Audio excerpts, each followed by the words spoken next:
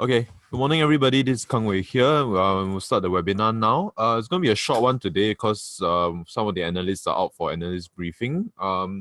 Today's agenda, we're going to talk about Cisco Systems Incorporated, US trading note. Then we'll talk about first REIT.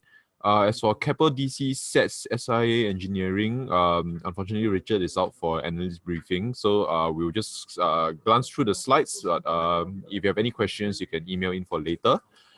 Then we'll continue talking about Capitaland and Commercial Trust and Capitaland Mall Trust. So without further ado, we'll start the webinar right now. Okay, so Cisco Systems Inc., if you are not familiar with the company, is a network hardware company. They've been around for the longest of times. Their most lucrative product is this product called switching, which is network switches, which we'll go through later on in the presentation. It accounts for over 13.9 billion in 2017, and they are the global market leader with 55% market share. They're also the 5th largest vendor for servers based on their revenue. So why we are talking about them in terms of a trading note is prior to, since November 2017, they've been on a strong uptrend. But on July 13, they actually dropped about 4+% because there was a report that Amazon was planning to commercialize some of their own internally developed network switches. And due to this concern, it caused a drop in the price for Cisco Systems as well as other competitors such as Arista. So the price came down to close to its 200-day moving average of 40.59 before recovering a bit to close down 4% from the opening price at 41.78. So investment rationale is we believe that the drop in price was overblown, that the impact to Cisco Systems business is minimal, and that Cisco remains in a strong position. And as such, the drop in price represents a buying opportunity.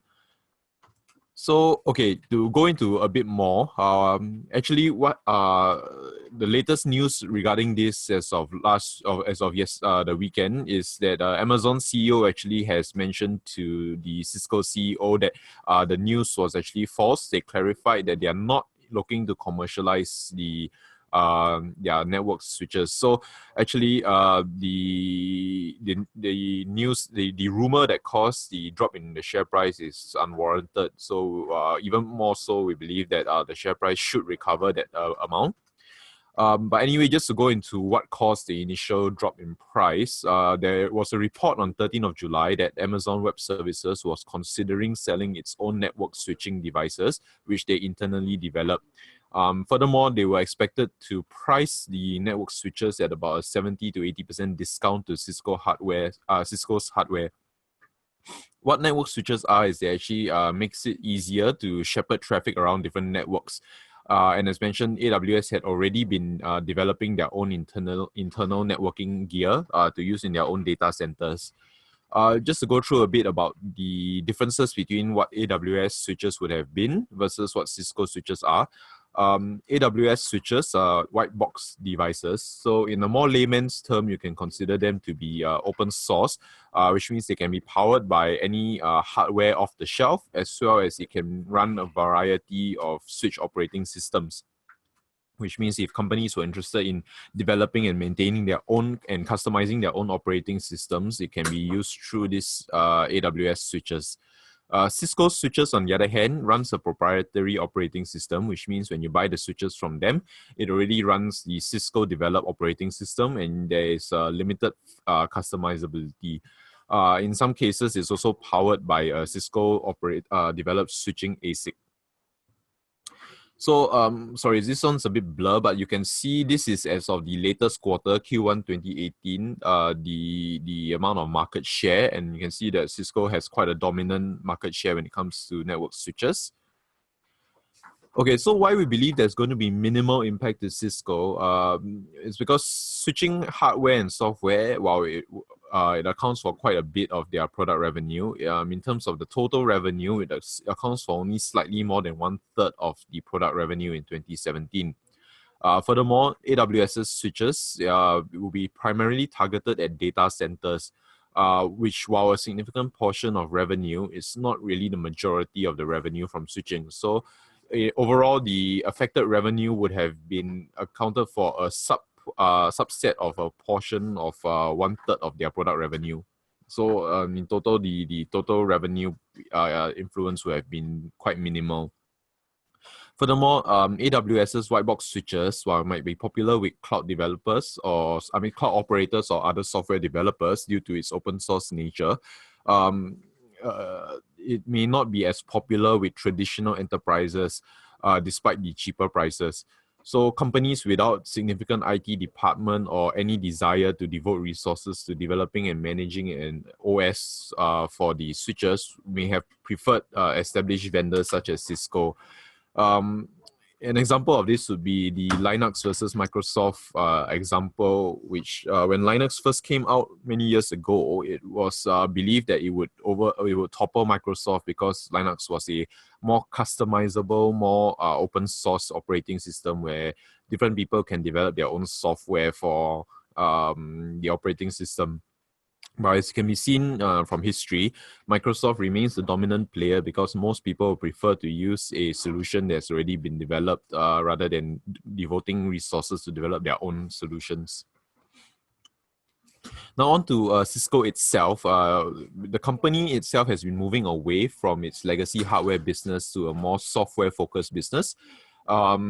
They've been releasing more internet-based network solutions that focus on software networking, improve security, as well as artificial intelligence adoption.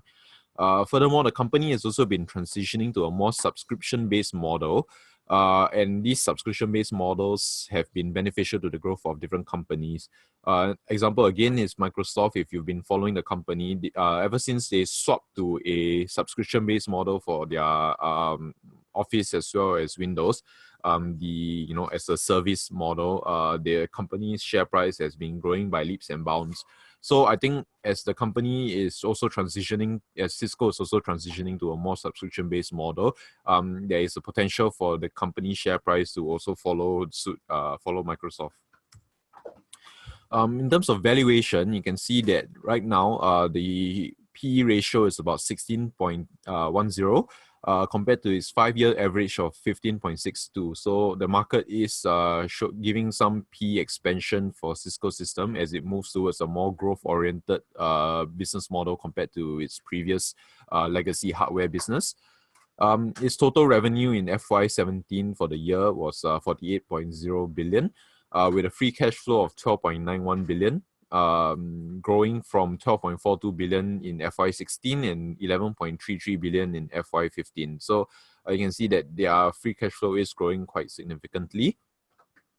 Besides that, their gross margins are also very impressive at 62.96% in FY17, up from 62.87% and 60.38% in FY15. Besides that, the company also pays out a dividend with a dividend yield of about 2.97%. This previous year was the 7th year of consecutive dividends growth, and we believe that they will continue to grow their dividends into the 8th year this year. The 5-year average growth rate is about 26.40%, and that's very impressive, which means the company has been growing their dividend quite significantly over the past couple of years. So overall, in conclusion, we are bullish on Cisco Systems because we believe the market has overreacted on the news of AWS coming to compete with them. Furthermore, with the clarification from Amazon, it's clear that the rumor was completely unfounded and there was no reason for the share price to drop that much. Besides that, the company is also transitioning to a more growth-oriented business model, and valuations-wise, it's still quite cheap in terms of valuation as they move towards the growth. So again, we have an entry price of 41.78 USD. It since has recovered to about 42, and the Bloomberg consensus target price is 48.42. With that, we'll move on to Te Hong, who's going to talk about First REIT. Thanks, Kangwei. Good morning, everyone. Te Hong here. I'll have 3 pieces of results this morning for the results announced last week. I think I'll first start off with Capitaland Commercial. That is our accumulate call for today out of the 3 from me.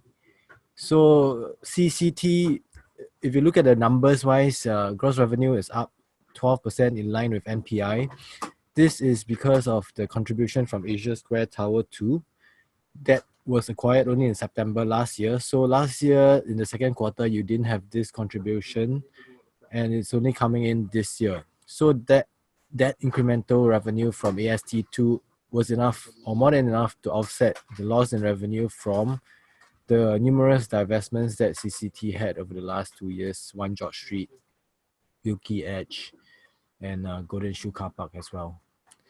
And DPU, after adjustments for the rights issue, which we know they did for the Galileo acquisition in Germany, post-adjustment DPU is down 1.4%, but note that the Galileo acquisition contributions to earnings only started on the 18th of June, so it's only less than half a month for the entire quarter.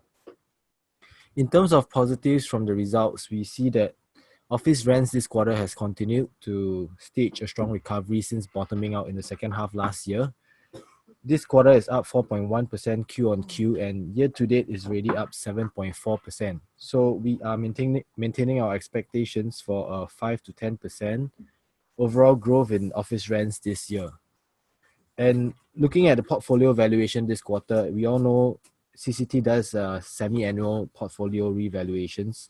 And for the June quarter, for the first half of the year, you see that across the board, cap rates, which the valuer used to value these properties at, has been compressed about 10 to 25 basis points.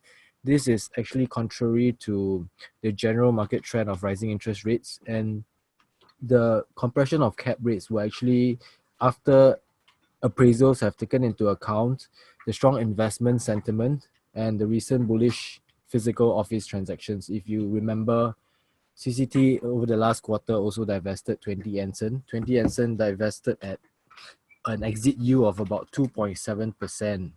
So this, you see that physical transactions, the exit yields, there is still a good gap between that kind of exit yields versus what CCT's buildings are valued at on the balance sheet.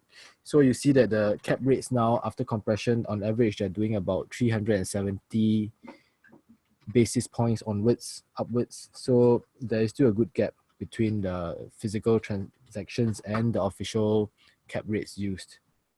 So this increase in portfolio valuation in the first half of the year, the increase is about 134 million. This works out to be about 1.3% of total investment portfolio size. And if you translate that to how much of an impact on NAV, that would work out to be about a 4 cents increase in NAV from just that increase in valuation alone.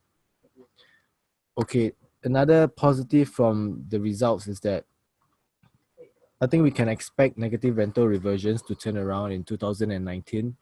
You can still expect to see a little bit of negative rental reversions over the next 2 quarters for projects such as Asia Square Tower 2, because if you look at the expiring leases versus the current market leases, there's still a gap between the former and what we are signing now. So you can still expect negative reversions, but the good news is that whatever is remaining for the second half of this year for renewal is only about 1.5% of total portfolio revenue. So why do we think that the rental reversions next year and until 2020 can continue to improve? Firstly, is because of the expectations that office rents will continue to move up in view of the tapering supply and improving demand. And also you see that if you look at the average rents expiring in 2019 and 2020 in CCT's books, they are actually around they're actually about 3% and 14% lower than the expiring rents in their books this year.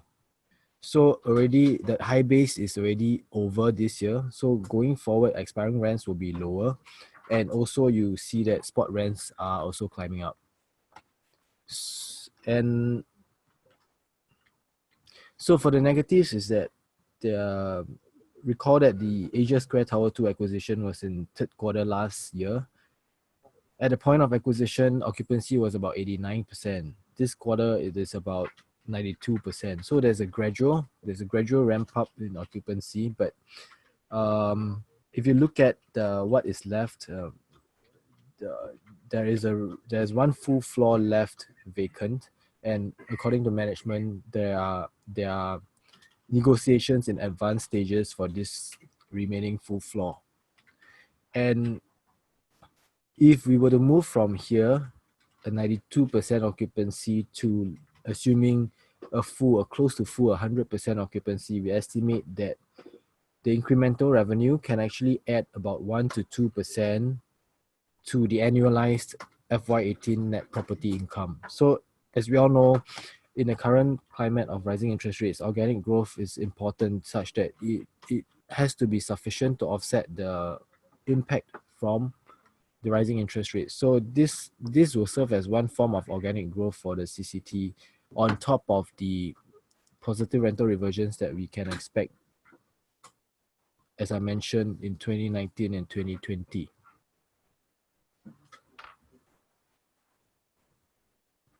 So we maintain our accumulate call on CCT. Our target price is 188. Right now it's doing about 175. At current price, based on our forecasted DPU of about 8.8 cents, that would translate to a yield of about 5%. Outlook for CCT is such that with only 2% expiring this year, the exposure to negative rental reversions is largely over. And as I mentioned, expiring rents in 19 and 20 are lower than this year's rents. So in terms of how they compare with current market rents, you see that the expiring rents in 2019 is about 6.7% higher than current market rents. The expiring rents in 2020 is about 5.5% lower than current average. But the thing to note is that I mentioned about the average rents in 2019 being about 6.7% higher than current market rents. Two things to note is that firstly, the current market rents, that one is an average market rent, and typically leases for CCT's prime portfolio are signed above the average rents. And also secondly, you can expect that from now until expiry in 2019, spot rents should continue to move up. And the last point I want to make on the outlook is that interest rate risks for CCT in the near term are pretty mitigated because they have zero debt expiring this year, and they have 85% of their debt hedged on fixed rates. So next I'll move on to CMT. So moving to retail, you see that the gross revenue is up slightly, 1.6%. You have higher rental income from some properties such as Plaza Sing, Bedok Mall, offsetting the lower revenue from some of the malls, including Sembawang Shopping Center, which has been divested just last month. So NPI grew a little bit higher than, in terms of percentage, higher than what gross revenue did. And this was primarily because there was lower utilities and marketing expenses. This lower utilities expenses from CMT is not something new that we have seen. Over the last few quarters, you see that NPI has outperformed the increase in gross revenue because they have managed to do cost savings at the operating expenses line. And this is because in the middle of last year, they hedged their utilities expenses and their energy needs. So those were hedged on lower rates, and those will be effective until 2019. So you can expect this kind of savings to carry on for the next few quarters. So all-in DPU increase also pretty in line with the top line growth. And the positives for the results is that I think quite in line with what I've mentioned for CCT, there was also quite broad-based cap rate compressions in terms of the semi-annual portfolio revaluations. So for CMT across the board, 10 to 15 basis points cap rate compressions. Valuations grew about close to 1% or 73 million upwards as a result of these compressions, notwithstanding the fact that management also did mention that there were some minor downward adjustments in the assumed rental growth rates for CMT. So you combine these two, first you have cap rate compressions and also rental growth rates, a little bit of downward adjustments. Net result is increase in portfolio valuation. Translation to NAV will be about 2 cents per share increase. Another positive for the sector or for the REIT is that across the board in second quarter, you see that there were more trade sectors reporting positive year-on-year sales growth. In the first quarter, you see that there were 8 sectors out of 14 total sectors that reported lower year-on-year sales. This quarter, there were only 5. So on this quarter, only 5 reported negative year-on-year sales. In other words, first quarter 8, second quarter 5. So 3 sectors actually saw a turnaround in sales for the second quarter.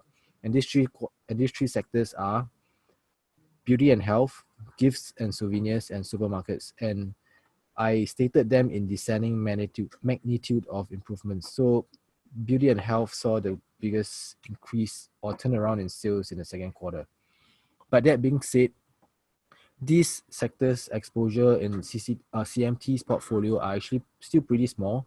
You see that the largest exposure they have is through to the F&B sector. So F&B actually contributes about 1/3 of CMT's rental income, and that sector actually is still down. So that's dragged down overall tenant sales growth. So overall tenant sales in first half 18 is still down 0.2% year-on-year. So the reason for some of the weakness still seen in the F&B sector could be, I think, over the last few years, you see that malls have been increasing their F&B offerings in the shopping malls. So this proliferation of offerings actually could be one of the reasons. And also, you see that food delivery services, the increasing popularity of them, which sometimes offer diners options to offerings which are outside of shopping malls. This could also be another reason. So I talked about proliferation of F&B offerings. If you recall 10 years ago, the total rental income for CMT from F&B services was only about 23%. So it's grown over the last 10 years to now is contributing about 1/3 of the total rental income. So we're still maintaining our neutral on this. Our target price remains unchanged, 205. If you go in at this point, DPU or forecasted DPU is about works out to be about 5.3% yield. So what has happened for CMT is that last 2 quarters, rental reversions have stabilized at 0.8%.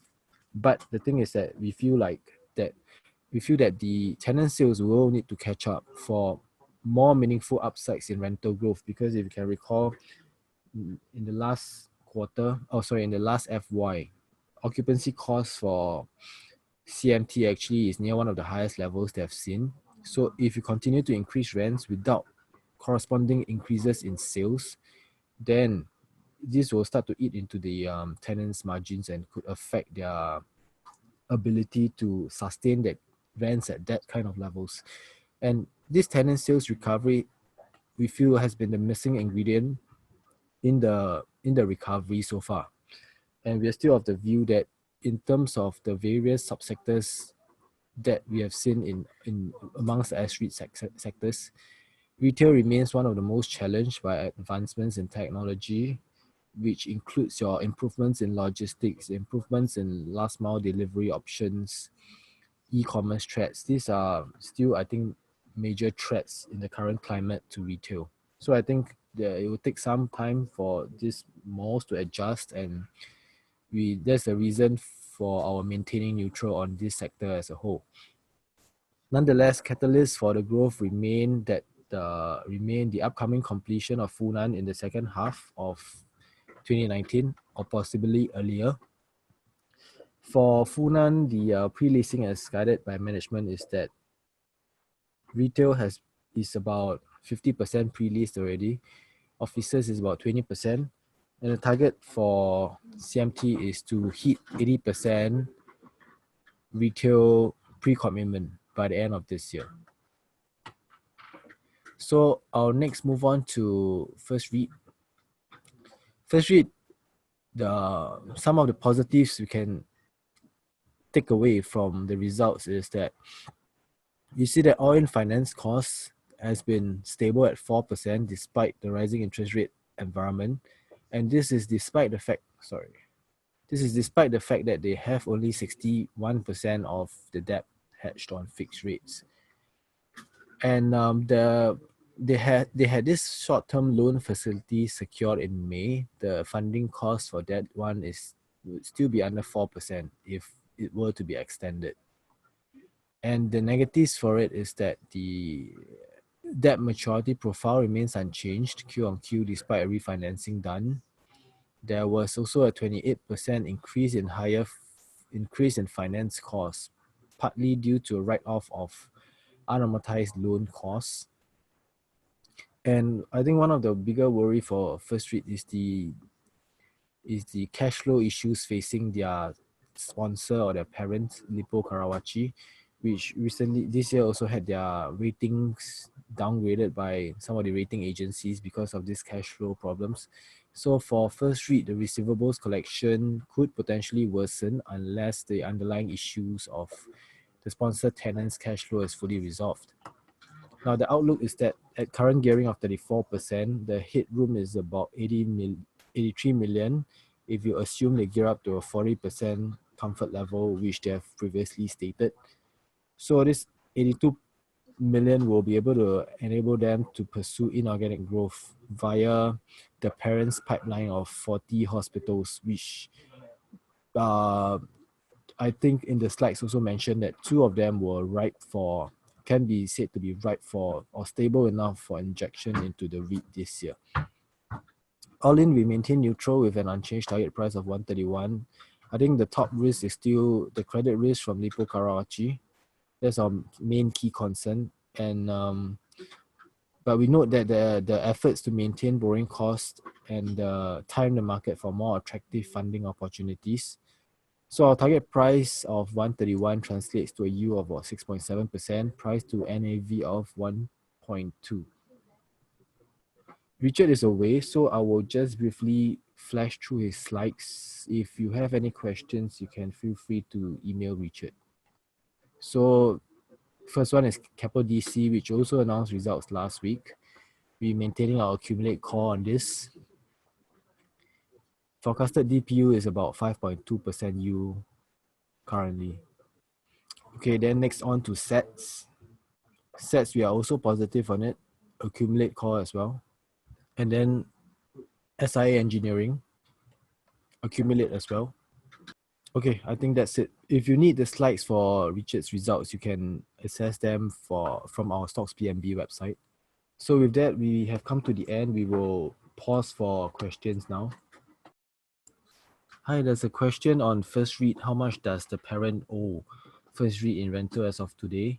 So I think if you look at the trade receivables for First REIT, that is if you look at the latest trade receivables, that's grown from at the end of last year 25 million to this quarter is about 29 million. So we understand previously that this increase in receivables was primarily due to the sponsor's rental income. So if you look at 29 million of receivables, that is about close to 1 quarter's revenue for First REIT. Okay, the numbers I mentioned for First REIT are in terms of the receivables increasing from at the end of FY17, 25 million to current quarter, 29 million. That one you can see from the balance sheet segment of their financial reports. That will be under page 5 of the latest quarterly results. Okay, if there are no more questions, we will call an end to today's webinar. Thank you everyone for tuning in. If you'd like to retrieve the slides or the recording for webinar, please go to our stocks homepage at stocksbnb.com. And we look forward to seeing you guys again next week. Thank you.